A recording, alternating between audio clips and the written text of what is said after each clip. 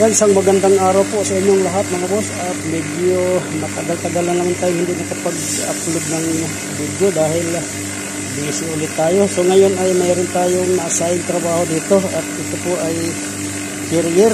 At ayan po makikita nyo, carrier 152 mga boss. Ayan po yung makikita dito sa kanyang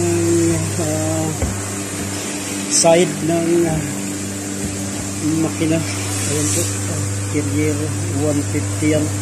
At ang compressor nito ay, ayan makikita nyo, maliit lang. So ayan, ito yung kanyang compressor. Di katulad ng carrier 250 ay malaki yung compressor. At ganun pa rin yung kanyang makina, 3 cylinder yan po. At ito po ay diesel. So ngayon ay kasalukuyan na yung binabacuum.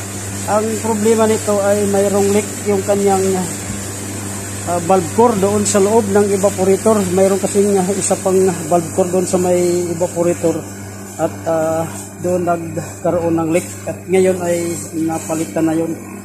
So sa ngayon ay ayan, nakakabit yung ating vacuum. So yung vacuum nito mga boss, kung inyo pong makikita, vintage na to kasi ayan po, napaka-luma na pero suwabe pa rin kung mag-vacuum. Ayan, yun ang ating ginamit na yung vacuum. At ang trayon nga pala nito ay 134E na.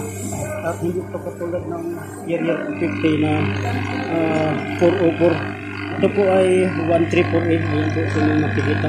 Yun yung ikakarga ko mamaya after ma-vacuum.